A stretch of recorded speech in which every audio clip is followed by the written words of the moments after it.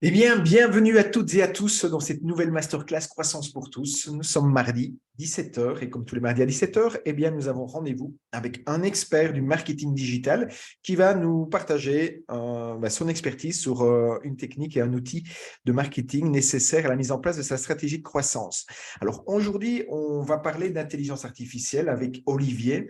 Alors, Olivier est en train de se connecter, donc voilà, on avait des petits problèmes, des petits soucis pour se connecter, c'est en passe d'être résolu. Et en attendant que Olivier nous rejoigne, je vous propose simplement de faire les vérifications techniques d'usage. Donc, est-ce que vous pouvez me taper dans le chat qui s'appelle QNR que tout fonctionne bien de votre côté d'un point de vue son et vidéo et que tout est en ordre. Voilà.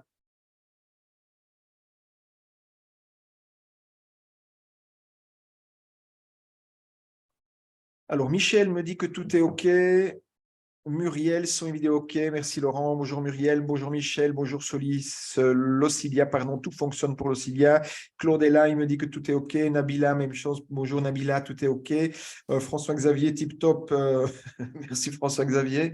Et voilà, je pense que ça fonctionne. Donc, on va pouvoir directement, sans transition, passer au sujet du jour avec Olivier. Bonjour Olivier. Salut Laurent, bonjour tout le monde. Ça va? Voilà, donc on a eu quelques petits soucis à se connecter aujourd'hui, d'où le retard, les quelques minutes de retard, mais ça fait du bien. Vous avez pu ainsi vous souffler, vous détendre. Et voilà. Donc aujourd'hui, comme je le disais, on va parler d'intelligence artificielle et Olivier, bien, il va nous partager finalement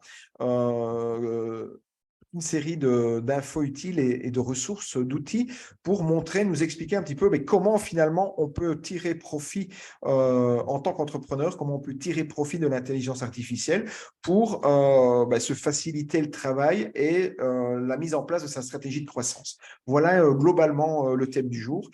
Alors, je sais que c'est un thème qui est fort tendance. Je sais qu'il y a beaucoup de questions sur l'intelligence artificielle et aussi des réticences, voire des peurs. Le but, c'est de discuter de tout ça ensemble. Donc, n'hésitez pas à poser toutes vos questions dans la boîte à questions donc Q&A au niveau de l'interface Zoom.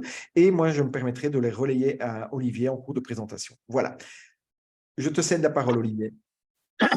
Oui, écoutez, bonjour. Je voulais faire un test avant de se connecter parce que j'ai quelques contenus vidéo, mais bon, on va faire ça en live, on va voir si ça marche, notamment au niveau du son. Tu sais sur Zoom comment on fait si je lance une vidéo sur Zoom, Je l'ai déjà le, fait, ça fonctionnait, et je l'ai déjà fait, ça ne fonctionnait pas. donc, écoute, on va essayer. Et c'est vrai que j'étais dans un coaching précédemment, donc je n'ai pas su, moi, me connecter plus tôt c'est non plus vrai? pour pouvoir t'accueillir. Donc, voilà. Mais je sais rien, ça fait partie de… Ah, ok. Donc, mais là, on n'est pas en mode webinaire, du coup, on est en mode Si, vidéo on est en mode classique. webinaire, donc tu peux Ok. essayer de lancer la vidéo et en principe, le son ça va fonctionner. Je vais partager mon écran et hop. Donc ça, c'est l'écran. Voilà. Donc, je te confirme qu'on voit ton écran. Voilà. Je passe en grand écran. Ouais, tu es en mode plein écran, c'est bon. Bon, bah, écoutez, rebonjour à tout le monde. On est en impro live avec vous pour parler d'intelligence artificielle. Alors là, n'hésitez pas encore une fois à poser des questions dans le chat ou à lever la main. Vous avez un petit bouton lever la main en dessous sur Zoom. Je vous avoue que c'est quand même sympa de pouvoir interagir et poser des questions parce que quand on fait des webinaires en ligne comme ça et qu'on voit personne, c'est un grand moment de solitude aussi que de parler parler à un écran. Donc, n'hésitez pas à poser des questions à Laurent, qui sera un plaisir de nous les relayer. J'ai volontairement prévu cette masterclass en deux parties. Une première partie qui est un peu plus éducative sur l'intelligence artificielle. Vous allez voir qui est franchement en train de bouleverser notre façon de travailler. Mais donc, je trouvais important vraiment de vous sensibiliser à ça. Et puis, une deuxième partie qui est un peu plus opérationnelle et beaucoup plus concrète, où je partagerai avec vous à la fois des méthodes, des outils que vous allez pouvoir utiliser dès à présent dans vos entreprises respectives. Voilà. Donc moi, je travaille chez WSI, qui est un réseau international d'agences digitales. Et puis, j'ai le plaisir, en parallèle, d'accompagner Laurent dans Croissance pour tous. Et donc, bienvenue encore une fois dans cette masterclass. Donc là, on va aller sur la première vidéo, Laurent. Tu vas me dire si tu entends le son ou pas. Je vais la lancer, la vidéo. Non, On n'entend pas le son. non. OK. Mais je vais quand même tenter, parce que moi, je suis quelqu'un Ouais. d'assez têtu, que ça ne marche pas, ça m'énerve. Mais Donc, je vais essayer de changer la source. Qu'est-ce qu'il y a? ouais, c'est ça. Il faut peut-être sortir du mode plein écran et la lancer dans le. Et en réessai, tu vas me dire, tu me fais un signe avec le doigt si tu entends le son. Non, toujours pas. Toujours Alors, pas le son. je vais juste voir si moi je peux. Alors la source, attends, la source, micro notebook, micro Teams, microphone, AirPod, identique à système. Tac, tac, tac. Et si je sors du plein écran, attends, on va faire comme ça, là c'est sûr que vous allez entendre. Normalement, je vais enlever mes oreillettes. Donc si j'enlève mes oreillettes, déjà est-ce que vous m'entendez quand je parle, Laurent? Oui, très bien.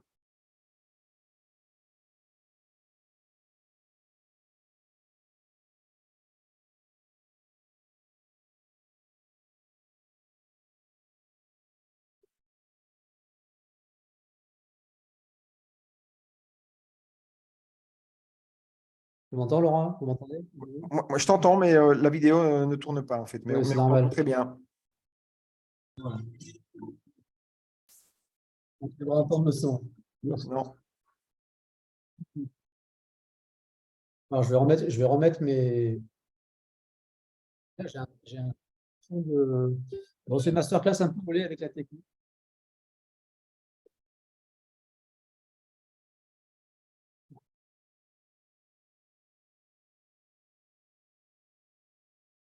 Tu entends ce son là aussi ou pas? Vous entendez, non?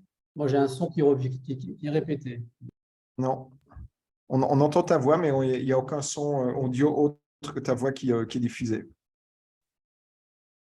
Et je regarde dans les paramètres, je ne vois pas.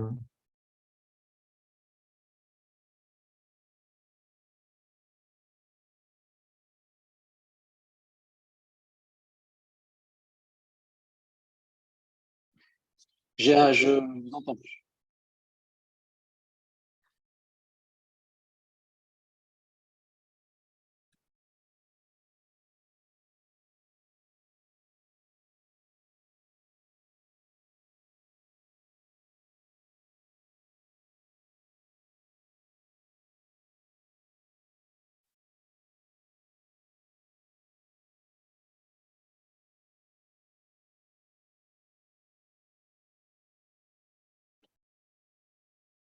Voilà, donc là, ça devrait être bon à nouveau.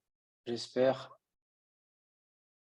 Est-ce que tu m'entends à nouveau, Laurent? Oui, on t'entend, on te voit. Voilà. Vous m'entendez, vous me voyez. C'est déjà pas mal. Ouais, et on voit ton Voilà. écran en mode plein écran Bon, maintenant.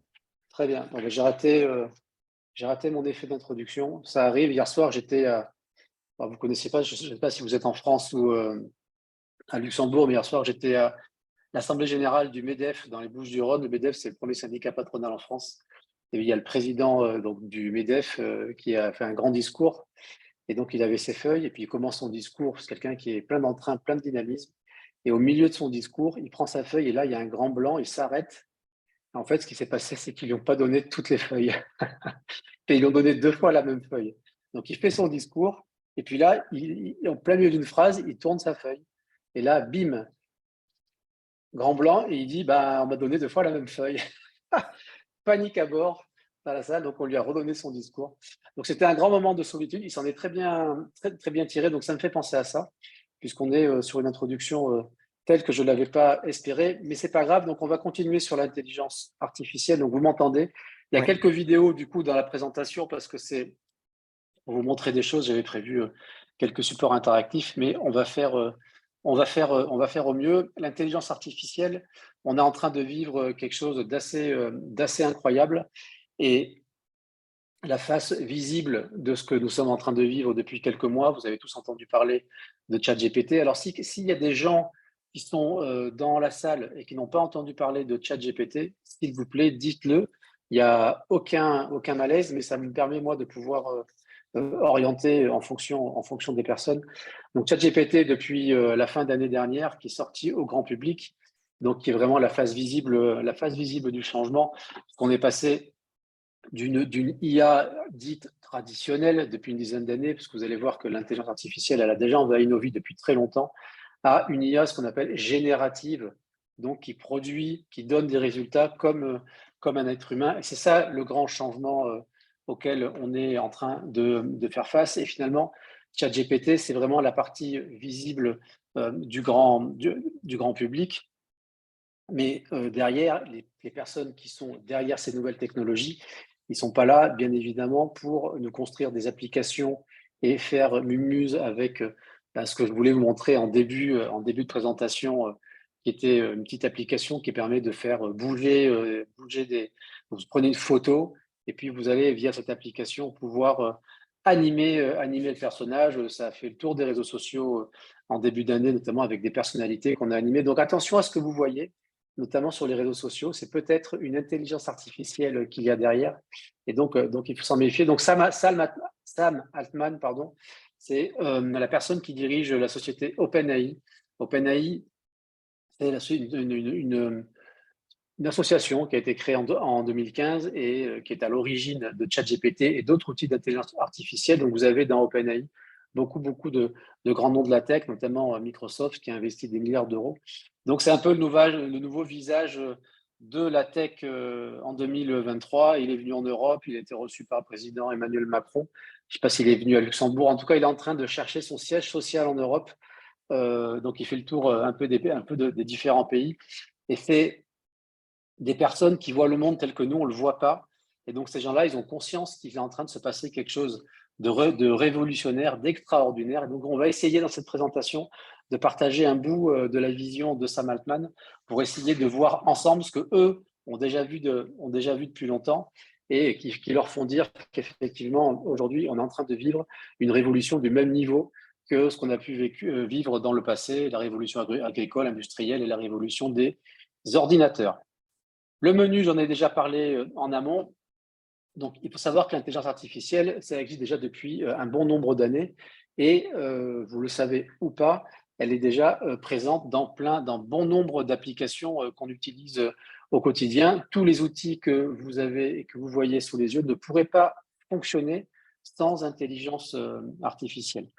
Et donc, l'IA a envahi nos vies. Et donc, c'est clairement nos business qui vont être transformés dès à présent et dans les années qui viennent par l'intelligence artificielle. Et ce qui est en train de se passer, on est un peu à un croisement des chemins avec cette IA générative qui permet de générer du langage, des images. On va voir ça plus en détail, quasiment comme un être humain. On est à la croisée des chemins entre la progression des logiciels en termes d'IA et puis surtout également l'augmentation exponentielle des ordinateurs et des puissances de calcul. Donc, si vous voyez, moi, j'aime bien ce schéma-là parce qu'il traduit vraiment ce qui nous attend. Et nous, on est ici avec le petit bonhomme. Ce que la petite ligne qu'il y a derrière, c'est le progrès technologique depuis 20 ans. Et on ne peut pas dire que depuis 20 ans, la technologie n'a pas évolué. Il y a plein d'applications qu'on utilise aujourd'hui qui n'existaient pas il y a une vingtaine d'années. Et vous avez l'évolution du progrès technologique tel qu'il nous attend dans les semaines, dans les mois, dans les années qui viennent. Et donc, c'est vraiment une courbe exponentielle où on referait cette conférence dans quelques mois ou à la fin de l'année. Je suis incapable de vous dire de quoi on vous parlerait, tellement ça va vite. Voilà. Donc, ce qui change, c'est à la fois cette IA générative qui bouscule nos façons de faire, et puis surtout l'accélération du progrès technologique qui va tout bouleverser. Alors avant de rentrer dans le détail des applications et des cas d'usage, je voulais quand même vraiment partager avec vous les 3 grandes applications qui sont concernées par l'intelligence artificielle. La première, c'est le traitement du langage. Le traitement du langage, c'est la capacité de l'intelligence artificielle de pouvoir générer du langage comme un être humain.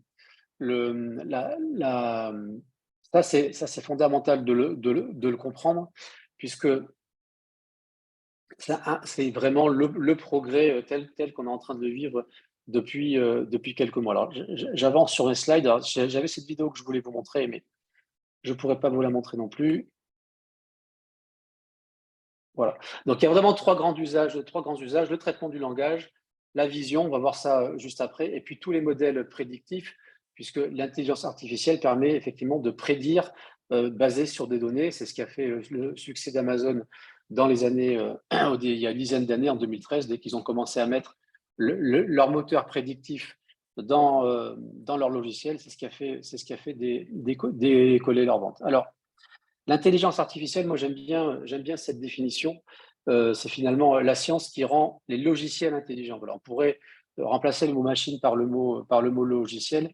C'est peut-être pas un fantasme que de croire qu'un jour les machines vont nous remplacer. En tout cas, aujourd'hui, l'intelligence artificielle, c'est d'abord un logiciel qui est capable d'apprendre par lui-même. Un logiciel traditionnel, c'est finalement un exécutant qui va répondre à des questions et qui fait ce qu'on lui dit de faire.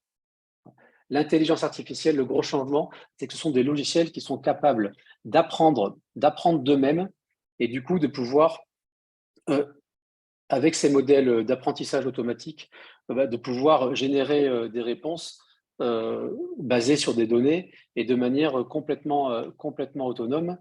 Et puis ce qu'on appelle le deep learning, cette capacité finalement à retranscrire, à générer des contenus quasiment comme un être humain. Donc les trois grands domaines d'application, le langage, on en a parlé, le traitement du langage, la vision, donc c'est la capacité à ces logiciels. Alors vous me dites si vous voyez les vidéos, Laurent, je ne sais pas du coup si vous arrivez à les voir. Oui, ce qu'on appelle oui, on les voit, ça fonctionne très bien. D'accord, parce que moi je ne te vois plus. C'est pour ça, je ne vois plus personne sur mon écran. Donc le traitement du langage, c'est un grand cas d'usage. Ce qu'on appelle la vision, donc c'est la capacité à ces outils de pouvoir reconnaître des images et d'en générer. Donc vous avez peut-être entendu parler d'un outil qui s'appelle Midjourney. Donc là, vous voyez à l'écran la vidéo qui se lance. Donc ce sont des outils qui littéralement en quelques secondes sont capables de générer des images. Donc là, vous avez l'instruction qui avait été donnée à l'outil, c'est de générer une plage avec des palmiers. Et là, littéralement, en quelques secondes, avec Midjourney, vous avez l'outil qui vous rend l'image telle que vous l'avez imaginée. Donc, langage, vision, et puis donc, tous les modèles prédictifs. On ne va pas se concentrer aujourd'hui sur cette partie-là, mais là aussi, dès lors que vous avez des données dans un système d'information avec de l'intelligence artificielle, vous êtes capable de prédire ce qui va se passer. Je vais vous donner un exemple. J'étais chez un client la semaine dernière. C'est une boîte qui fait une taille dans l'entreprise assez conséquente, qui ont beaucoup de données sur leurs collaborateurs au sein d'un système d'information.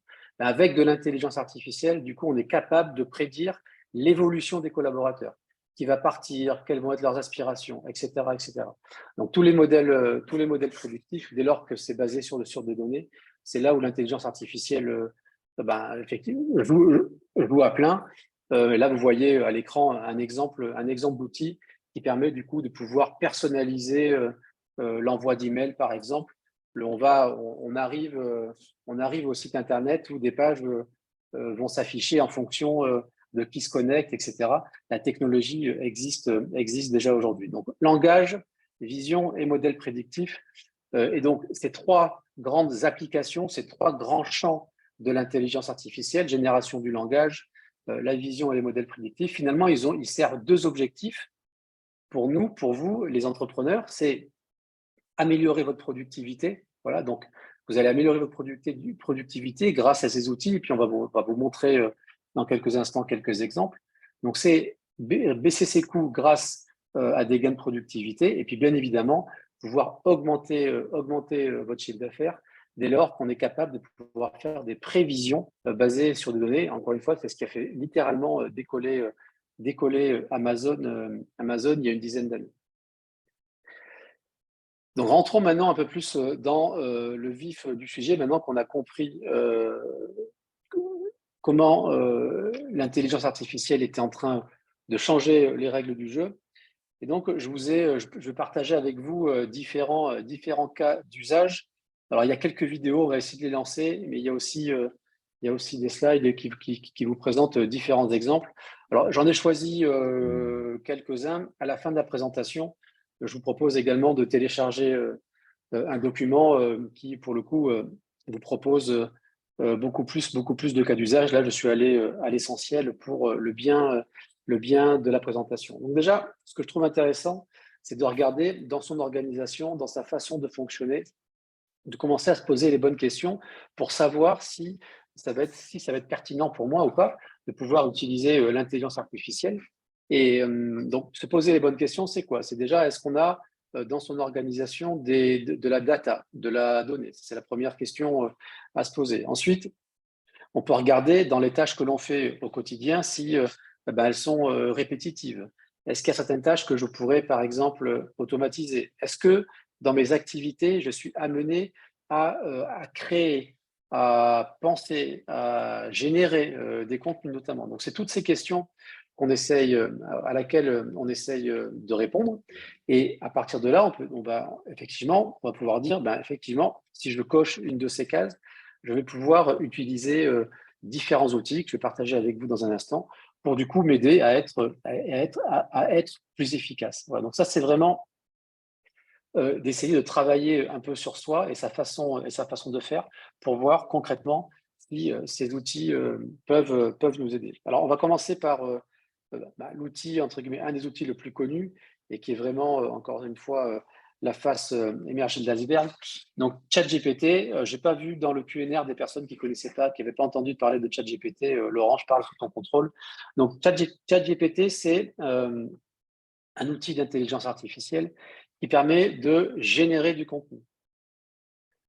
Et donc, ça prend la forme d'un robot conversationnel à qui vous allez poser des questions et donc, derrière, va vous apporter des réponses.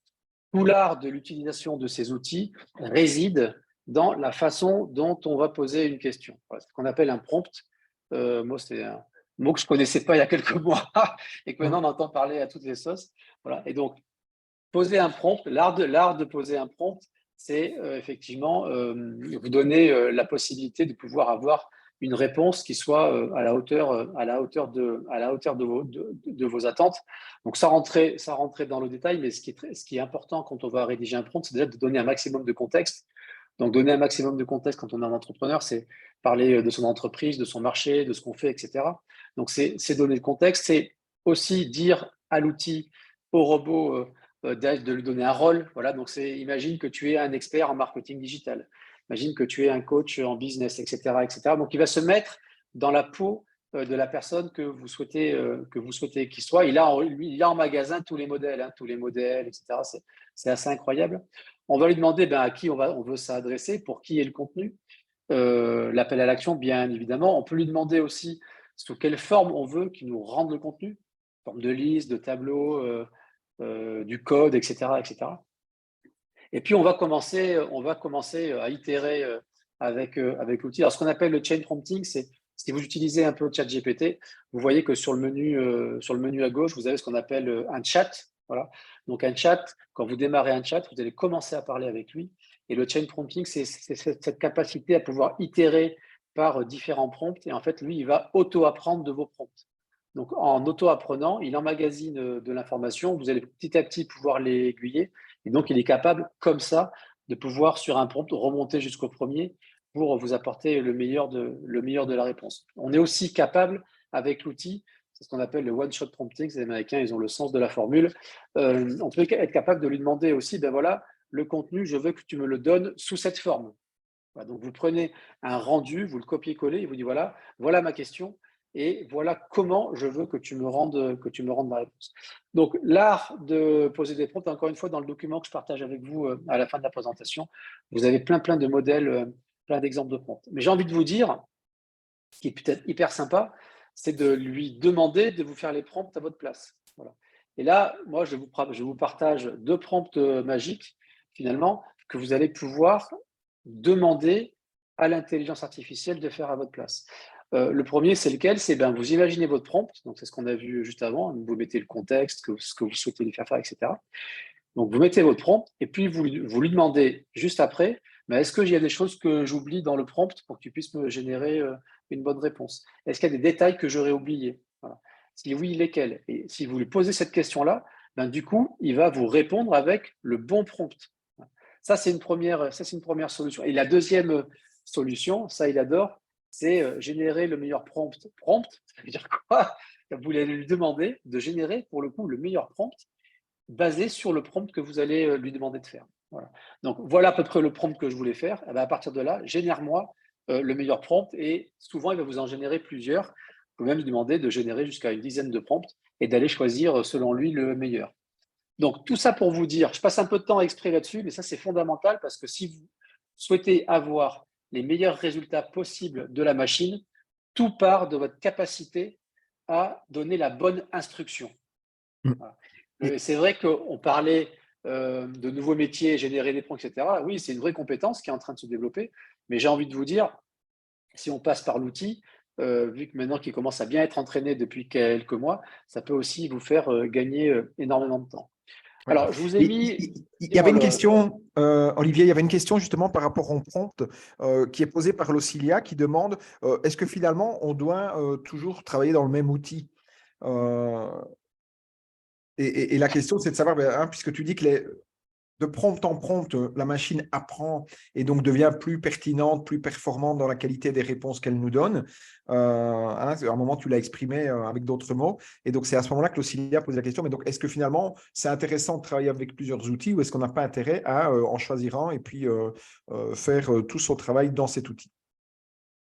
Alors, c'est une très bonne question. Je vais répondre, ça va dépendre de ce que vous souhaitez rendre comme contenu. Quelle est en fait la finalité de ce que vous souhaitez avoir en termes de contenu? Déjà, quand vous travaillez sur ChatGPT, vous allez travailler dans des chats et effectivement, c'est intéressant de rester dans le même chat dès lors qu'on est sur la même thématique. Donc, je sais pas, vous allez lancer un chat, vous revenez 3 jours après, n'allez pas en créer un nouveau. Vous repartez du chat que vous avez créé initialement et qui va vous permettre, parce que lui, il a emmagasiné déjà beaucoup d'informations, il a commencé à apprendre, donc vous allez repartir de ce chat-là. Ensuite, si votre question c'est, en fait, il y a plein d'outils qui existent. Donc, c'est pour ça que ce qu'il faut comprendre, alors je n'ai pas envie de rentrer dans les détails, mais c'est que la technologie donc, de génération, de traitement du langage comme un être humain, de ChatGPT, qui travaille sur des modèles très, très conséquents, cette technologie-là, ils l'ont ouverte. Donc, elle est accessible. Et donc, vous avez plein d'outils du marché qui se sont créés et qui existent basés sur la technologie de ChatGPT. Donc, ce qui est intéressant, c'est que vous avez des outils du coup qui peuvent être dédiés sur des fonctions bien précises. Alors, on en avait parlé dans une masterclass, je ne sais plus, mais je vais vous en reparler plus tard dans la présentation. Donc, oui, vous pouvez aller… moi, ce que j'aime bien faire, c'est partir de ChatGPT. Voilà. Et puis ensuite, aller utiliser des outils très, très, très spécifiques et pour un rendu donné. Voilà. Si vous voulez faire du référencement naturel, par exemple, produire du contenu, lui, il va être très bon pour tout ce qui est stratégie de référencement, idées, etc. Par contre, pour la génération de texte, moi, je préfère aller utiliser des outils connexes qui sont vraiment dédiés qu'à ça, etc., etc. Voilà. Donc, j'avance dans la présentation et puis si je n'ai pas répondu correctement à votre question, n'hésitez pas à reformuler votre question ou à en faire part à Laurent. En tout cas, ce qui est important, c'est d'ouvrir dans ChatGPT, c'est d'ouvrir des chats. Un chat, c'est une thématique.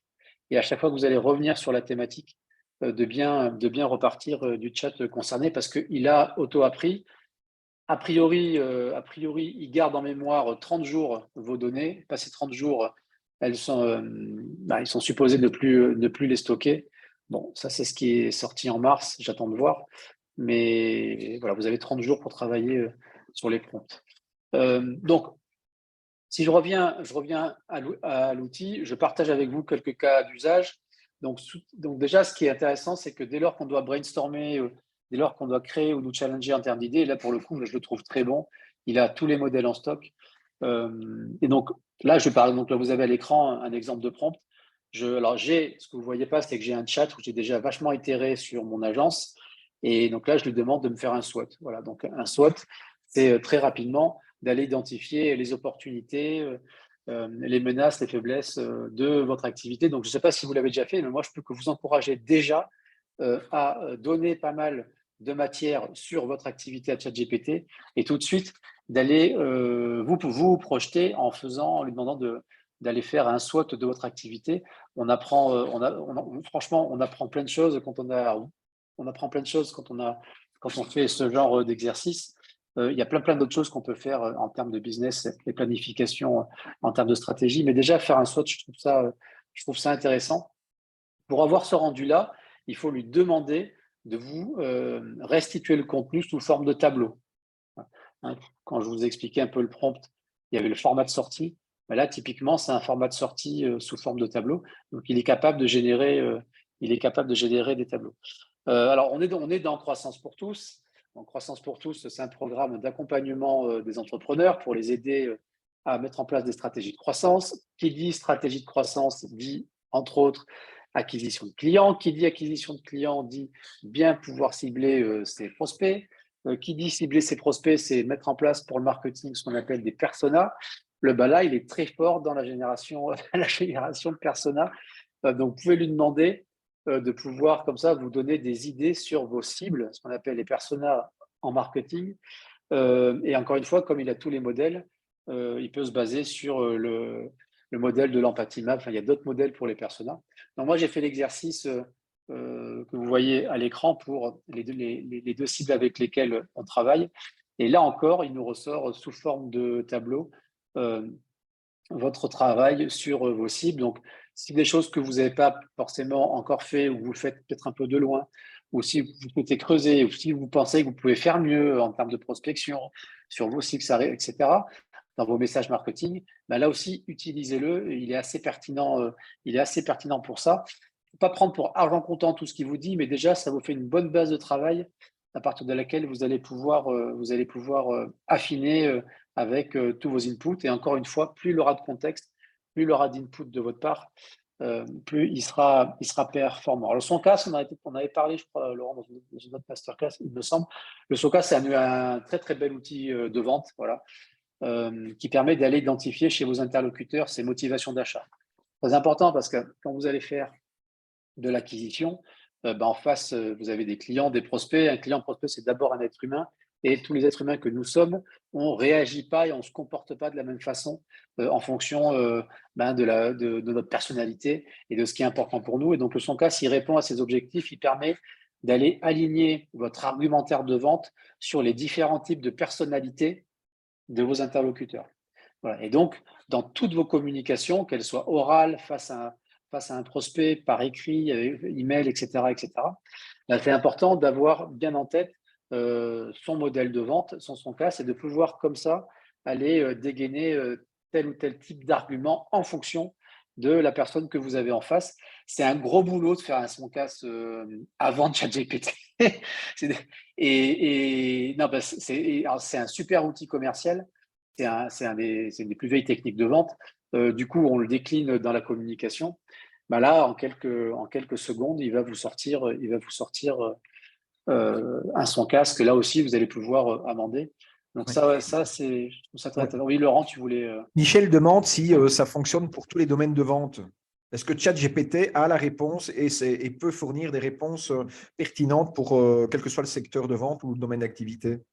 Écoute, sur l'exemple en particulier, je n'ai pas trouvé de secteur d'activité pour lequel il sèche.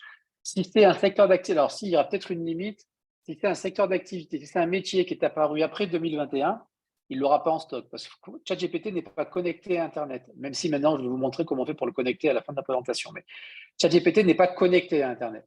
Donc, c'est un logiciel de l'intelligence artificielle qu'on a entraîné avec une grosse base de connaissances jusqu'à 2021. Voilà. Donc, si le métier il est apparu après 2021, effectivement, là, il peut peut-être montrer ses limites. Voilà. En revanche, si c'est une activité qui existait avant 2021, écoute, je serais curieux de voir s'il sèche. Dès lors qu'on lui fournit un maximum de contexte sur l'activité, il est capable de te sortir très rapidement. Ouais. Et je confirme pour l'avoir testé récemment sur un secteur d'activité assez particulier qui est la gémothérapie, donc les compléments alimentaires à base de sève de bourgeons, d'arbres et de jeunes pousses. Et il avait des réponses tout à fait pertinentes à sortir. Alors, c'est vrai qu'en début, tu l'as bien dit, il faut le nourrir au niveau du prompt. Et donc, il faut contextualiser un maximum et pas avoir peur de le refaire une deuxième fois, une troisième fois au début pour bien le nourrir, l'éduquer, entre guillemets. Mais après, il sortait des choses vraiment qualitatives. Ah ouais, non, mais moi je trouve c'est assez bluffant Donc, je continue de rester estomaqué. Alors là, j'avais une vidéo qui a été faite par mon associé Arnaud. Je voulais vous montrer, mais je vais la passer rapidement. Vous entendez toujours pas le son? Non. Voilà, alors je vais passer, c'est pas grave. Pour ceux qui utilisent Gmail, vous avez un utilitaire qui s'appelle ChatGPT Writer. Voilà, c'est un petit plugin, mais je vous l'ai mis à la fin, que vous allez pouvoir du coup intégrer dans votre Gmail. Et l'intelligence artificielle, du coup, va être capable de pouvoir répondre et vous créer des emails instantanément sans que vous ayez du coup à le faire. Donc ça, en termes de gain de productivité, c'est assez dingo. Pour ceux qui utilisent Gmail, ce plugin-là, on passe beaucoup de temps à écrire des mails. Les emails, on s'y connecte plusieurs fois par jour. On reçoit beaucoup d'emails, on fait beaucoup de réponses d'emails. Là, vous avez avec ce petit plugin un gain de productivité qui est assez conséquent. Ces deux vidéos vous montrent deux exemples, mais bon, on n'a pas le son. On fera ça une prochaine fois. Donc, Ouais. toujours sur. Je me permets d'intervenir. J'ai une question de Claude par rapport justement. Donc, il y a beaucoup de questions. Hein. On se doutait que ça a été une masterclass qui allait générer pas mal d'interactions. Donc, une question de Claude où il demande est-ce que l'outil, donc ChatGPT, a la capacité de fournir des données qui sont pertinentes sur des régions géographiques restreintes, par exemple des petits pays, des villes ou des régions restreintes? Écoute, on a fait un test sur Luxembourg. Est-ce que le Luxembourg, c'est un petit pays? Oui. Est-ce qu'on considère le Luxembourg comme un petit pays, une région restreinte ou pas? Oui, écoute, je ne répondrai pas à cette question-là pour ne froisser aucune susceptibilité, mais c'est vrai qu'on a fait le test hier dans le coaching de groupe Croissance pour tous et on a demandé, en fait, on a fait une recherche, une création de contenu à partir de ChatGPT, c'était sur un métier d'architecture. Oui, j'en reparle à la fin. Là. Ouais, on a demandé de le traduire en luxembourgeois et il l'a traduit en luxembourgeois. Ouais. Non, il est assez bluffant. Challengez-le, hein, il est vraiment assez bluffant. J'en parle à la fin, mais il ne faut pas prendre pour argent comptant tout ce qu'il vous raconte. Il faut faire du fact-checking parce qu'il est souvent, il fait souvent des hallucinations. Alors même si le modèle 4, GPT-4, du coup, est beaucoup plus performant et hallucine beaucoup moins que le modèle 3.5, mais il fait parfois des hallucinations. Donc, il faut vraiment vérifier ce qu'il vous donne en termes de résultats. Donc, pour continuer, donc oui, moi, j'ai pas d'exemple à vous donner où j'ai été restreint dans la réponse sur une zone géographique très fine. Après, qu'est-ce que vous entendez par zone géographique très fine? Voilà. Je vais peut-être préciser la demande, mais c'est vrai que sur le Luxembourg, qui n'est pas forcément une zone géographique très grande, on a eu des résultats assez incroyables, pas plus tard qu'hier. Donc, les emails de prospection, je ne sais pas comment vous prospectez dans vos activités respectives. Puis dans le programme Croissance pour tous, en début, on parle beaucoup d'acquisition. La prospection par email, c'est quelque chose qui continue de bien marcher. Et donc, vous avez la capacité de pouvoir, avec ChatGPT, vous donner des idées quant à la rédaction de vos emails de prospection. Et encore une fois, je vous ai dit, ils ont tous les modèles en tête. Hein. Tous les modèles de vente, de marketing, il les a en stock.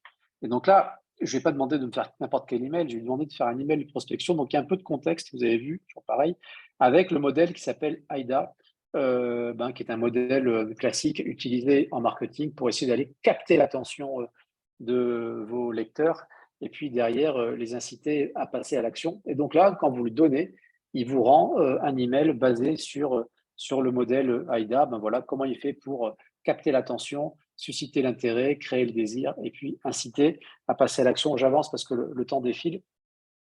Toujours dans ces boucles d'itération, hein, le chain prompting, on est sur le même chat ici. Je lui dis, c'est très bien, merci pour ce premier email. Maintenant, je veux que tu m'écrives un deuxième email. Hein, imaginez, on fait de la prospection, vous avez une séquence de plusieurs emails que vous allez intégrer dans un logiciel de prospection dédié. Donc, vous avez l'email numéro 1, le numéro 2, etc.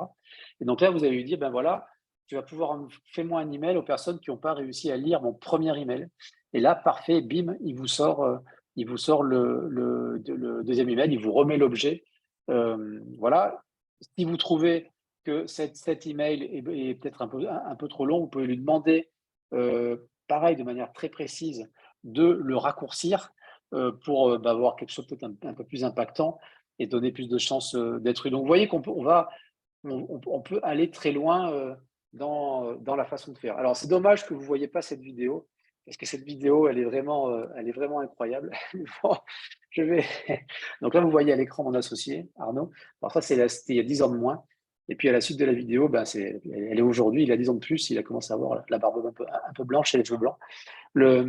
Ça, c'est un outil qui s'appelle rask.ai et qui vous permet littéralement en 2 clics de pouvoir traduire toutes vos vidéos. Donc là, il prenait l'exemple d'une vidéo en français. Arnaud, il ne parle pas un mot d'anglais. Et puis derrière, en 2 clics, il vous sort la même vidéo en anglais.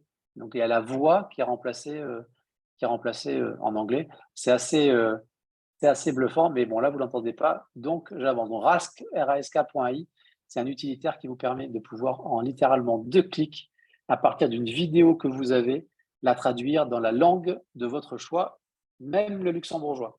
Voilà. Donc, ça, ça peut être très pertinent si vous avez des supports de ce type. Toujours en parlant de script vidéo, j'avance parce que j'ai plein. L'idée, c'était vraiment de vous montrer plein de champs d'application possibles en lien avec, bien évidemment, la stratégie de croissance de votre entreprise. La vidéo, c'est aujourd'hui le canal préféré des réseaux sociaux. Voilà, donc, réussir sur les réseaux sociaux implique aujourd'hui de pouvoir faire des vidéos. Faire des vidéos, c'était long, mais ça devient beaucoup moins long avec ChatGPT, puisque vous pouvez lui demander directement maintenant de faire des scripts de vidéos basés sur des contenus existants. Et donc là, il va vous sortir directement le script. Le script, on peut le télécharger dans un téléprompteur. Téléprompteur, on se filme et on a comme ça en quelques minutes une vidéo prête à usage pour les réseaux sociaux, là où avant, il nous fallait beaucoup plus de temps, de créativité, d'énergie. Moi, ça me bluffe complètement. Ça fait un moment qu'on regarde, mais je suis assez bluffé. Typiquement, sur une stratégie médiale sociale, où vous allez imaginer une quinzaine de vidéos, donc c'est des vidéos courtes d'une trentaine de secondes sur un mois, là où ça prenait entre 10 à 12 heures, aujourd'hui, vous le faites en 4 heures. Voilà, grâce à ces outils-là. Donc, c'est des gains de productivité colossaux. Et donc, les gains de productivité vous permettent de faire d'autres choses ou de faire plus de contenu. Plus de contenu, c'est plus de visibilité. Plus de visibilité, c'est plus de prospects. Plus de prospects, c'est plus de ventes. C'est mécanique à un moment donné. Voilà. J'avance aussi là-dessus très vite, mais c'est juste pour vous essayer de vous sensibiliser dans le monde dans lequel on est. C'est-à-dire qu'aujourd'hui, on est capable avec ce qu'on appelle les applications no-code. Les applications no-code, c'est des applications de type Make ou Zapier. Voilà, là, c'est un exemple avec mon compte Make. Les applications no-code, c'est ce qui vous permet de faire dialoguer entre eux différents types de logiciels sans avoir à coder. Voilà. Donc, imaginons que je veuille mettre en place une stratégie de communication sur les réseaux sociaux. Donc, je vais aller identifier sur le web des sujets pour me donner des idées. Voilà. Donc, c'est ce que vous voyez ici, je mets en place des flux RSS. Automatiquement, je vais récupérer des idées de contenu. Je vais automatiquement les envoyer à ChatGPT. C'est ce que vous voyez ici, là, OpenAI. Ça, c'est ChatGPT. D'accord ? Lui, qu'est-ce qu'il va faire ? Il va en faire des résumés. Ensuite, il va en faire des scripts. Ces scripts, moi, je peux les récupérer dans un agrégateur de contenu, un gestionnaire de notes comme Notion, par exemple, voilà, pour ensuite, derrière, me générer en automatique des scripts vidéo. Alors, je n'ai pas toute la chaîne ici, mais je pourrais.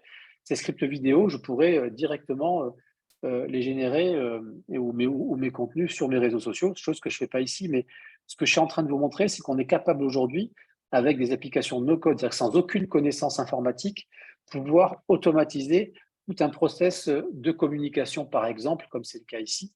Mais derrière, on peut automatiser tout un tas de tâches. Donc, grâce à l'intelligence artificielle, tout ça, c'est devenu accessible. La communication sur les réseaux sociaux, c'est un élément prégnant. Donc, c'était juste pour vous montrer un exemple. Et franchement, ça se fait assez rapidement. J'imaginais pas un jour faire ce type de présentation, mais bon, en 2023, ça y est, et donc autant l'utiliser. Toujours en termes de stratégie de contenu, si vous avez fait, je ne sais plus quel module c'est exactement, Laurent, sur les lead magnets, sur les C'est la deuxième étape. d'acquisition. C'est la deuxième étape du MAC, du modèle d'activation de croissance. Donc, quand on veut activer l'acquisition, il y a générer le trafic, première étape. Et la deuxième, c'est capturer les coordonnées de ces visiteurs en offrant des contenus premium, des e-books et des choses comme ça, donc des lead magnets, quoi. Exactement, dans ce qu'on appelle des lead magnets. Et ben, donc là, vous allez lui demander directement de pouvoir vous donner des idées de lead magnets. Là, c'est l'exemple avec un client qui travaille dans l'immobilier. On lui a demandé de pouvoir des idées sur quel type de lead magnet on pourrait mettre en place. Bien évidemment, dis-moi Laurent, vas-y. Oui, mais je dis, c'est super important l'exemple que tu donnes parce que bien souvent, c'est l'obstacle principal auquel est confronté l'entrepreneur pour activer cette étape-là, ben, c'est la capacité à produire du contenu. Soit il n'a pas l'argent pour pouvoir faire appel à un copywriter, un rédacteur freelance, ou soit il n'a pas ben, les compétences pour le faire lui-même. Aujourd'hui, avec ChatGPT et l'intelligence artificielle, ce n'est plus un obstacle. Voilà, il faut simplement apprendre à utiliser l'outil et on peut le produire. Et pas plus tard qu'en début de semaine, on a un de nos collègues dans le réseau WSI aux États-Unis qui partageait un e-book de 22 pages, je pense, sur l'intelligence artificielle. Et il expliquait que ça lui avait pris 4 heures pour le produire. Donc, en 4 heures de temps, on sait produire un e-book avec vraiment beaucoup d'informations et de valeur ajoutée de 22 pages. Donc, en termes d'attractivité pour sa cible, c'est vraiment quelque chose qui a énormément de valeur, quoi. Ça a énormément de valeur et c'est finalement, une fois qu'on a compris la mécanique et de ces outils, la façon dont ils fonctionnent et comment bien les piloter, derrière, le champ des possibles il est quasiment infini en termes de production de contenu. Là, ce que vous ne voyez pas ici, c'est que là, vous avez des idées. Imaginons que je veux prendre les tendances du marché de l'immobilier neuf en France. Je vais dire, voilà, maintenant, on va prendre l'exemple numéro 3. Donne-moi 10 exemples de chapitres pour l'exemple numéro 3. Et là, il va vous donner les 10 exemples de chapitres. Puis après, vous allez aller chapitre par chapitre, etc. etc. Voilà. Pareil sur les réseaux sociaux. Hop, là, je lance la petite vidéo, il n'y a pas de son. Là, je lui demande de me donner des idées de contenu sur mon profil LinkedIn pour attirer de nouveaux clients. Regardez la vitesse à laquelle il vous donne des idées de contenu, quoi. C'est même pas moins d'une minute, c'est quelques secondes. Voilà. Donc, le prompt, c'était donne-moi des idées de contenu pour mon profil LinkedIn pour attirer de nouveaux clients. Ce que vous voyez ici. Voilà, je vous le remets. Je suis expert en digital, je prospecte avec LinkedIn, ce que vous voyez ici. Les entreprises, donne-moi des idées de contenu sur mon profil, voilà. Et là, il vous donne, voilà. Mais ça se fait en quelques secondes, quoi. Ouais. Donc, vous avez sur tout ce qui est créativité, il faut surtout pas hésiter. Alors, le temps tourne, stratégie de contenu SEO, on en a parlé sur Luxembourg. Donc, ce que j'aime bien moi faire sur les stratégies de contenu SEO, c'est d'aller challenger effectivement sur des idées. Ensuite, d'aller faire des focus. Donc, je sais pas, par exemple, j'aime bien l'idée numéro 3. À ce moment-là, sur l'idée numéro 3, je lui dis, voilà, propose-moi des idées de paragraphes. Et là, derrière, il va me mettre des idées de paragraphes avec des briefs. Et ensuite, derrière, à partir de ce brief, je peux aller dans des outils spécialisés en génération de contenu, quasiment donner le brief à l'outil qui va vous générer le contenu. Voilà. Et là aussi, très rapidement, on arrive à mettre en place des stratégies qui avant nous prenaient beaucoup de temps. On y arrivait avant, toujours pareil, on y arrivait. Aujourd'hui, on y arrive beaucoup plus vite. Et puis, il nous surprend parce qu'il va sur des terrains où on ne va pas forcément. Satisfaction client, on avait parlé dans la dernière masterclass, ça aussi, troisième pilier de croissance pour tous, la satisfaction client, il me semble, Laurent. Voilà, Exactement, cinquième étape, oui.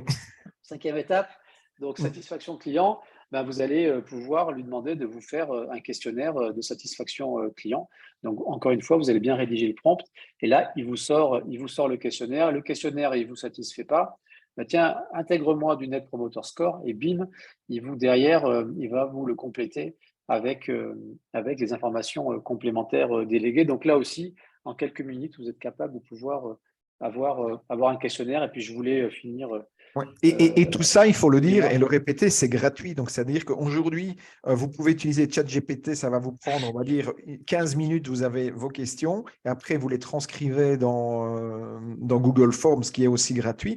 Donc, je vais dire, en y passant une trentaine de minutes, vous avez un questionnaire qui est en ligne, prêt à l'emploi et de facture professionnelle, quoi. Donc, il n'y a vraiment plus d'obstacles, en fait. Ça lève énormément d'obstacles pour l'entrepreneur, quoi.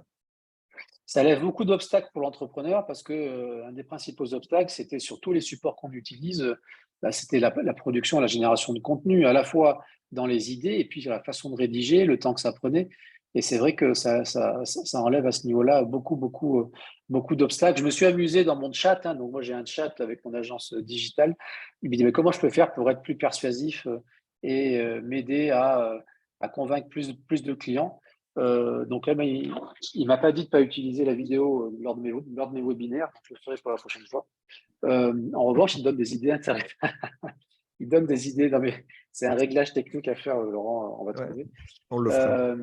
Voilà. Et voilà. Alors moi, je lis beaucoup, notamment des auteurs anglo-saxons qui ont beaucoup écrit sur la vente, etc. Et c'est vrai que pour essayer de convaincre quelqu'un, déjà, la première étape, c'est d'aller comprendre un peu leurs enjeux, leurs défis, etc. Donc, vous voyez ce qu'ils vous donnent, franchement, on pourrait rajouter des trucs, mais c'est hyper complet, quoi. C'est hyper complet et ça donne déjà plus qu'une très bonne base pour avancer. Voilà, donc j'aurais plein d'autres exemples à partager avec vous. ChatGPT est également capable de faire du code. Voilà, c'est pas encore hyper au point, même si sur des lignes de code assez simples, ça marche très bien. Mais voilà, on y est quoi. Allez faire un tour pour ceux que ça intéresse sur GitHub. Mais voilà le monde dans lequel on vit. Donc c'est de l'IA générative et qui avance à vitesse grand V. Si vous voulez récupérer plus d'informations sur notamment des cas d'usage, vous avez cet e-book que vous pouvez télécharger là. Si vous scannez le QR code, vous avez le lien directement vers la page pour pouvoir récupérer l'e-book. Voilà, je le laisse encore un petit peu à l'écran. Et là, vous avez à peu près une 50aine de cas d'usage professionnels. Et donc là, vous avez vu que je vous en ai partagé quelques-uns. Et puis, on est en train, avec Laurent, de rédiger la version 2 qui est en train de sortir là, j'espère, la semaine prochaine. On est en train de la finaliser, qu'on ne manquera pas de partager avec vous. Notamment, ça intègre les dernières évolutions et les dernières versions de GPT-4. Nos outils préférés, très rapidement, j'ai fait le distinguo entre deux types d'outils, les extensions Chrome et les applis. Rask pour la vidéo. Promptbase, c'est un outil, vous pouvez l'acheter des prompts. Voilà. Si c'est trop compliqué pour vous de faire des prompts, ne vous cassez pas la tête. Il y a des outils qui existent qui vous proposent des prompts, les meilleurs prompts prêts à l'emploi. On parlait tout à l'heure de production de contenu, mais vous avez Jasper ou Copy.ai. Littéralement, ce sont des outils qui intègrent la technologie GPT-4 et qui vont vous permettre de pouvoir générer des contenus en fonction, mais vraiment de manière très fine, type de contenu. Je veux une publicité Facebook, vous appuyez sur le bouton publicité Facebook et bim, il vous fait la publicité Facebook. Je veux un article de blog, etc., etc. Luca, voilà, vous démarrez votre activité, vous avez besoin d'une identité visuelle, d'une charte graphique, d'un logo. Luca, enfin, moi, les designers, ils sont morts. Hein. Le Nuta Transcriptor, c'est top. Vous faites des réunions commerciales sur Zoom, vous avez un client, ben vous allez lancer Nuta et bim, il va tout enregistrer. Et après, derrière, il va vous faire une synthèse, un résumé. Et puis, vous appuyez cliquer sur le bouton pour envoyer l'email de compte rendu de la réunion à vos prospects. C'est assez bluffant. Canva, ben, toute la partie design aussi, Canva, ils sont empressés d'intégrer de l'intelligence artificielle pour les vidéos. C'est d'ailleurs assez bluffant. Canva, dans sa version payante. Des outils, il en existe plein. Moi, là, je vous en ai mis quelques-uns qu'on utilise, qu'on a testé, qui nous rend énormément de services. Maintenant, vous allez sur Top AI Tools. Top AI Tools, c'est l'annuaire de tous les outils d'IA référencés, classés par catégorie, payants, gratuits. Et puis, je vous partage aussi detector.dng.ai, qui est un outil qui vous permet de détecter si du contenu il a été généré par de l'IA ou pas. Voilà. Donc, typiquement, parce qu'on ne sait pas trop comment ça va se passer avec Google, même s'ils disent qu'ils mettent des gros warnings, mais vous générez du contenu pour votre référencement. Là, votre contenu, vous allez, une fois qu'il est généré, moi, je vous invite à le modifier un petit peu, le muscler un peu. Vous le passez dans detector.dng.ai et derrière, ben, l'outil va vous dire, OK, vous allez pouvoir du coup avoir du contenu qui est pas infalsifiable, qui est indétectable par les outils de détection. Donc, c'est assez bluffant. Moi, j'aime bien Glass. Alors, Web ChatGPT, 1 heure, c'est trop court. Hein. J'ai tellement de choses à vous raconter. Oui, mais on n'est pas à 5 minutes près. Hein, donc, je veux dire, il ne faut pas. Ça va. Ça va. Précipiter pour terminer absolument à 18 heures. Alors, les extensions Chrome, là aussi, moi, j'ai mes favorites. Web ChatGPT, c'est ce qui nous permet de connecter ChatGPT à Internet. ChatGPT n'est pas connecté à Internet. Donc, si vous utilisez Chrome, vous téléchargez Web ChatGPT et vous allez le connecter à Internet. En le connectant à Internet, vous avez la main. Ça, quand vous allez lancer un prompt, vous allez lui dire est-ce que tu veux accéder ou pas à Internet. Et à ce moment-là, si vous lui demandez d'accéder, ça lui permet de pouvoir vous donner des réponses basées sur de l'information récente qu'il n'a pas forcément en stock. Voilà.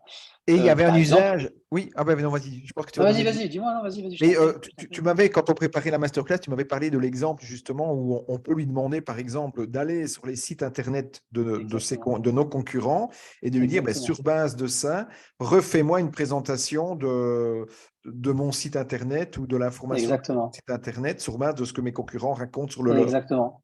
Exactement. C'est ça l'intérêt, c'est Ouais. de le connecter à Internet, c'est de pouvoir lui dire, ben voilà, tu vas sur tel site, tel site, tel site, et puis tu peux me faire un comparatif ou basé sur ça, c'est hallucinant. Ouais, ouais.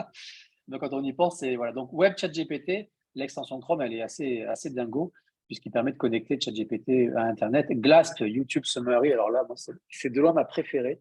Moi, j'aime beaucoup YouTube, pas pour flâner, mais pour me former et apprendre. Là, vous lancez une vidéo YouTube, vous téléchargez Glasp, le plugin, vous allez avoir un petit bouton qui apparaît sur votre vidéo.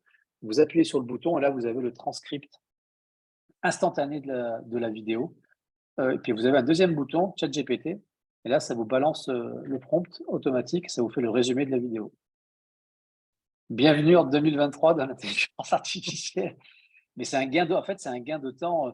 Pareil, si vous aimez lire, moi j'adore lire, mais le temps de lire, c'est compliqué de lire le temps, et voilà.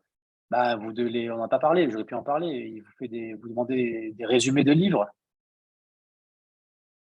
Vous allez, bah, voilà, fais-moi le résumé de tel livre. Approfondis le résumé, etc., etc. Moi, Attraction, je l'ai lu sur ChatGPT. Hein. Je ne l'ai pas lu, Laurent. Tu vois. Voilà. Donc, bref, donc pour grandir, progresser, il y a tout ce volet-là qu'on n'a pas vu. On s'est concentré beaucoup sur la productivité, la vente et le marketing. Mais, donc, voilà, okay, vous avez plein. Auto-GPT, je passe très vite, mais c'est juste pour vous dire, hein, je ne sais pas si vous vous souvenez le schéma avec la courbe exponentielle, on est en plein dedans. Auto-GPT, c'est l'intelligence artificielle qui va piloter l'intelligence artificielle. Donc, typiquement, ça arrive là, hein, c'est en stock. Exemple très concret, va m'acheter un billet d'avion pour la Corse la semaine du 17 juin et tu me prends le moins cher. Et il va aller l'acheter. Voilà. C'est ça le monde qui nous a technologie. Et là, c'est AutoGPT, c'est sous vos yeux. Voilà. On ne donne plus des instructions à l'intelligence artificielle, on lui donne des tâches à accomplir et c'est lui qui décide de ses propres chemins pour y accéder. Voilà. AutoGPT. Mais on refera une masterclass sur AutoGPT après l'été parce que ça, c'est un truc de malade. Voilà, alors les limites et erreurs, tout ça, c'est bien beau, mais il ne faut pas non plus prendre pour argent comptant tout ce qui arrive. Moi, je suis abonné à la lettre d'intelligence artificielle du Figaro, j'adore. Et je suis tombé sur ça la semaine dernière. Je partage avec vous à cause de ChatGPT, un avocat américain cite des arrêts qui n'ont jamais existé. Donc, ChatGPT, il a parfois ce qu'on appelle des hallucinations. Il hallucine, voilà, notamment la version gratuite 3.5, moins la version payante GPT-4. Mais enfin, c'est toujours pareil, vérifiez bien, faites du fact-checking. Voilà. Si vous avez un doute sur un rendu, vérifiez. Ça peut éviter des mauvaises surprises. Et puis donc, pour ceux qui font du référencement, là aussi, attention à Google. Attention à Google pour deux raisons. Son algorithme et puis Google ils sont en train de se réveiller. Donc, ils vont arriver, on ne sait pas avec quoi, enfin, si on a commencé à avoir des prémices. Mais là aussi, ça va être intéressant. Ça, je suis tombé là-dessus. C'est une pub qui date de la semaine dernière à Anvers. C'est pas très loin de chez vous. Ouais, c'est pas mal. Ah, ouais. Mais alors, c'est exactement ça. C'est-à-dire que l'intelligence artificielle est en train de révolutionner les métiers des cols blancs. En fait, tous ces gens-là, Sam Altman, etc., eux, ils n'ont qu'une ambition, c'est de modifier de manière profonde la façon dont on travaille. C'est-à-dire qu'ils veulent que la machine puisse créer et penser comme l'être humain. C'est ça leur finalité. Hein. Ce n'est pas d'aller créer des applications pour faire mumuse. Bon, mais il y a quand même des métiers aujourd'hui qui sont pas, en tout cas aujourd'hui, à moins de faire des robots, mais on n'y est pas encore, qui ne sont pas remplaçables par l'intelligence artificielle. Donc, les questions à vous poser, c'est vraiment de réfléchir dans vos organisations à ce que vous pourriez, du coup, rendre plus fluide, plus efficace avec l'intelligence artificielle, sachant que ça va super vite. Et là, vous avez sous les yeux, j'ai récupéré ce slide de la conférence qu'on avait vue ensemble à Punta Cana il y a un mois. Ça, vous avez en quelques mois l'évolution de Midjourney, parce que j'ai pas Midjourney, c'est le générateur d'images. Hein, ça vous génère des images comme des photos en quelques secondes. Donc, vous voyez la vitesse à laquelle ça va. Donc, moi, je suis intimement convaincu que ce qui se passe là, c'est c'est une révolution sans précédent. Voilà, ça va vraiment, vraiment bouleverser la façon dont on appréhende le monde du travail, nos organisations. Donc, il y a toujours deux faces à une pièce. Voilà, soit on voit les choses du mauvais côté, voilà, soit on se dit, ben non, mais c'est un champ d'opportunités sans précédent. Moi, c'est plutôt ma mentalité. Et donc, ben, c'est des opportunités pour peut-être mieux travailler, des opportunités de business. Il va y avoir des opportunités, il y a déjà des opportunités de business incommensurables, et puis des opportunités de développement de vos activités en petit à petit intégrant ces nouvelles façons de faire dans vos organisations. Donc, vous êtes dans Croissance pour tous. Voilà, vous mettez des objectifs. Et ben, l'idée, c'est de commencer à voir de manière très, très, très concrète comment petit à petit vous allez pouvoir intégrer ces nouvelles technologies, ces nouveaux outils à votre service. Moi, je suis un fan de technologie, mais la technologie, c'est bien quand elle nous rend des services et quand elle est concrète pour nos activités. Et je finirai par là. Ce qui est certain, c'est que si vous ne le faites pas, vos concurrents ne vont pas vous attendre. Ça, par contre, j'en suis intimement convaincu. C'est que si on ne prend pas vite le pli, parce que c'est pas comme quand Internet est arrivé, il y a une vingtaine d'années, moi j'ai créé ma première boîte en 2001, c'était le début d'Internet. Et au début, on faisait des sites Internet parce qu'il fallait avoir un site Internet. Mais ça a pris du temps avant que que Google Ads arrive, que les sites web deviennent des sites e-commerce, etc., etc., que deviennent un vecteur. Voilà. Là, ça va pas prendre ce temps-là. Ça arrive très, très vite. La vague, elle est d'une ampleur sans précédent et elle arrive très, très vite. Donc, c'est votre capacité à finalement comprendre les enjeux, chacun à son échelle, et de voir petit à petit comment vous allez pouvoir les intégrer au mieux. Ouais. Très bien, mais écoute, un grand merci Olivier pour la présentation. Alors, il y a des questions. Moi, je voulais juste faire l'emphase peut-être par rapport à ta conclusion. Je pense qu'effectivement, il y a une révolution qui est là, qu'on le veuille ou non. Et je pense que la première chose à faire, c'est déjà de ne pas en avoir peur. Souvent, les discours, ou les réactions que j'entends par rapport à ça, ça me rappelle exactement les réactions que j'entendais en 2011 quand j'ai rejoint WSI et que j'ai commencé le marketing digital, où les entrepreneurs avaient le même genre de réaction par rapport aux réseaux sociaux. C'est-à-dire que par une méconnaissance de ce qu'est et de comment fonctionnent les réseaux sociaux, il y avait un peu un rejet parce que voilà, on avait entendu dire que, et puis que ça ne respectait pas la vie privée, et puis donc il y avait beaucoup de peur, bien souvent non justifiée, qui était là, qui circulait parce qu'il y avait une méconnaissance de l'outil. Et donc, le seul conseil moi, que je peux vous donner par rapport à l'intelligence artificielle, pour rejoindre Olivier, c'est allez-y, testez, allez, essayez ChatGPT, essayez Midjourney, essayez un autre outil, et c'est en les testant, en les utilisant, que vous allez les comprendre, que vous allez vous les approprier, et que vous allez démystifier, que vous allez vous rendre compte que finalement, il n'y a rien de terrible, et c'est génial. Parce que finalement, la technologie, elle est ni bonne ni mauvaise. Souvent, on entend, oui, mais qu'est-ce que ça nous réserve pour demain? Vers quel monde on va? On est foutu. Enfin, je caricature, mais c'est un peu ça. Mais non, la technologie, elle n'est pas bonne ou elle n'est pas mauvaise. C'est l'usage que l'homme décidera d'en faire qui sera au service du bien ou du moins bien ou du mauvais. Donc voilà. Et d'un point de vue entrepreneur, comme Olivier l'a dit en conclusion, votre responsabilité d'entrepreneur, c'est de vous intéresser à l'intelligence artificielle et de voir comment vous pouvez l'intégrer dans votre business pour gagner en efficacité, en productivité, en rentabilité, etc. Parce que, comme tu l'as dit, Olivier, si vous ne le faites pas, vos concurrents le feront de toute façon. Voilà.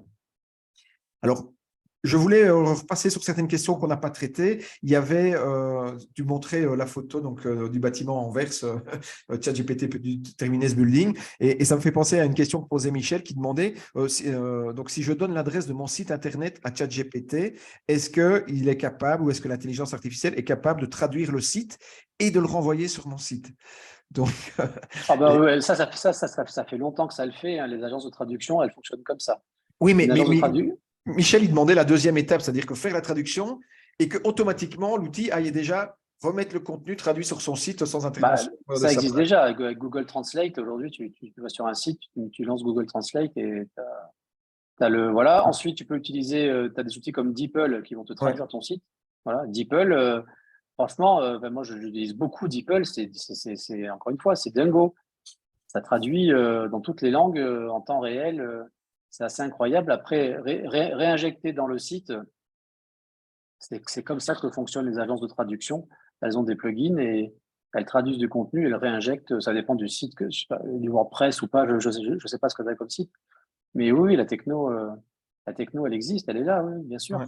Donc, tu pourrais très bien imaginer une automation avec des applications no-code, par exemple. C'est tout à fait envisageable, oui. Ouais.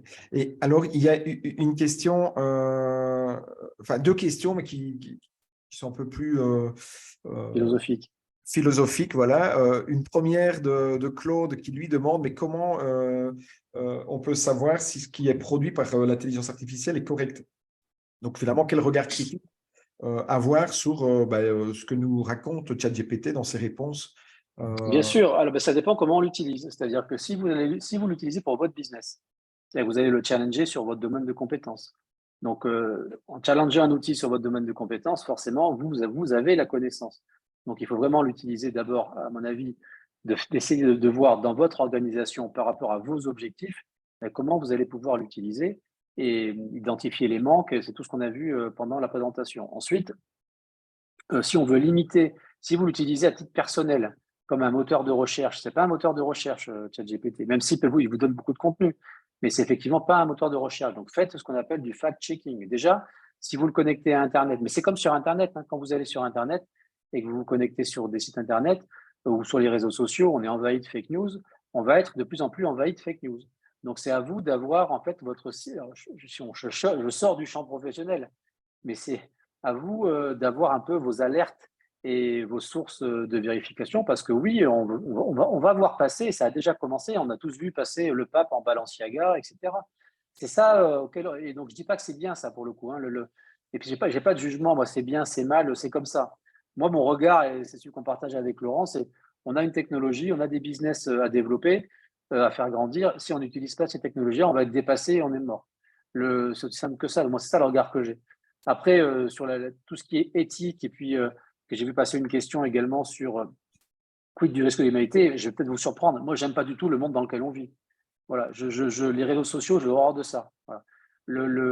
Ce monde numérique, il faut mettre 10 fois son code pour accéder à un truc. Enfin, c'est infernal, mais c'est le monde dans lequel on vit. Donc, j'essaye toujours de voir le bon côté des choses. Je fais avec, je m'adapte, et puis j'essaye d'en tirer le meilleur. J'ai des enfants et j'essaye d'apprendre à mes enfants justement d'aller développer de la perspicacité, une capacité de jugement, une capacité à comprendre le monde dans lequel on vit pour justement en tirer profit. Mais je ne suis pas fan forcément du monde dans lequel on vit. Hein. Ouais. Oui, tu faisais allusion à la dernière question posée par Lucilia dans Oui. le chat. Oui. Donc voilà, oui, c'est une révolution sans précédent probablement, mais quid du risque d'extinction de l'humanité? Alors évidemment, j'ai pas la réponse, mais voilà, chacun finalement.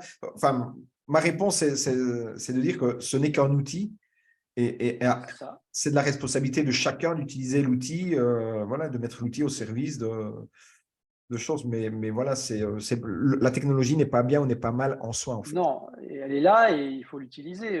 Alors là, on a parlé du volet professionnel, mais moi, je l'utilise depuis la fin de l'année dernière.